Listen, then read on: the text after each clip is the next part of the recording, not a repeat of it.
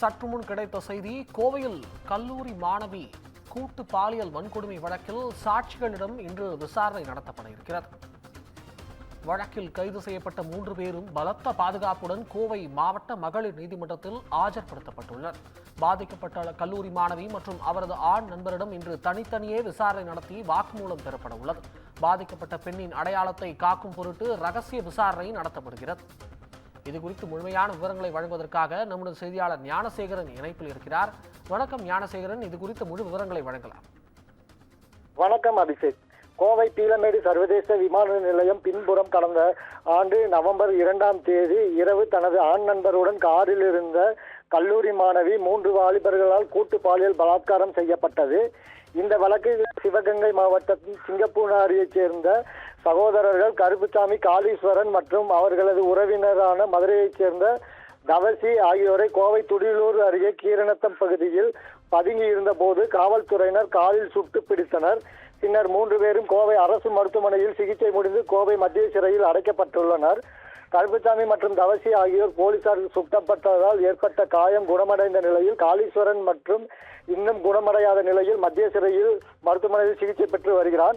இந்த வழக்கு விசாரணை கோவை கூடுதல் மகளிர் நீதிமன்றத்தில் நடைபெற்று வந்த நிலையில் நீதிபதி சிந்து முன்னிலையில் கடந்த டிசம்பர் மாதம் 2ஆம் தேதி முதல் கட்டமாக 50 பக்க குற்றப்பத்திரிகை தாக்கல் செய்யப்பட்ட சூழலில் இந்த வழக்கு விசாரணை கோவை மகளிர் நீதிமன்றத்திற்கு மாற்றப்பட்டது. கடந்த 9ஆம் தேதி 200 பக்கத்திற்கு 220 பக்கம் குற்றப்பத்திரிகை போலீசார் கூடுதலாக தாக்கல் செய்தனர். இதனிடையே கைது செய்யப்பட்டுள்ள 3 செல்போன் உரையாடல், தடயவியல் நிபுணர்கள் குழு அறிக்கை ஆகியவை அடங்கிய 270 பக்கம் கூடுதல் குற்றப்பத்திரிகை பீளமேடு காவல் நிலைய போலீசார் மகளிர் நீதிமன்றத்தில் தாக்கல் செய்தனர். இதற்காக கைது செய்யப்பட்ட மத்திய சிறையில் அடைக்கப்பட்டிருந்த குற்றவாளிகள் 3 பேரையும் பலத்த பாதுகாப்புடன் நீதிமன்றத்திற்கு அழைத்து வந்துள்ளனர். இந்த வழக்கு இன்று கோவை மகளிர் நீதிமன்றத்தில் விசாரணைக்கு வந்தது. வழக்கின் முக்கியத்துவத்தை கருதி நீதிபதி முன்னிலையில் பூட்டிய அறையில் விசாரணை நடைபெற்று வருகிறது. பாதிக்கப்பட்ட கல்லூரி மாணவி மற்றும் அவரது காதலன் ஆகிய இருவரிடமும் இன்று தனித்தனியாக விசாரணை நடத்தப்பட்டு வாக்குமூலம் பதிவு செய்யப்பட உள்ளன.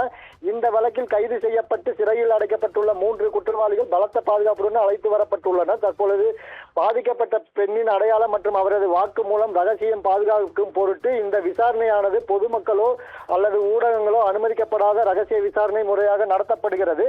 குற்றவாளிகளுக்கு கடுமையான தண்டனை பெற்றுத் தரும் வகையில் காவல்துறையினர் தரப்பில் முதல் முறையாக 50 பக்க குற்றப்பத்திரிகையும், 2வது முறையாக 220 பக்கம் என மொத்தம் 270 பக்க குற்றப்பத்திரிகை தாக்கல் செய்யப்பட்டுள்ளது குறிப்பிடத்தக்கது. அபிஷேக்.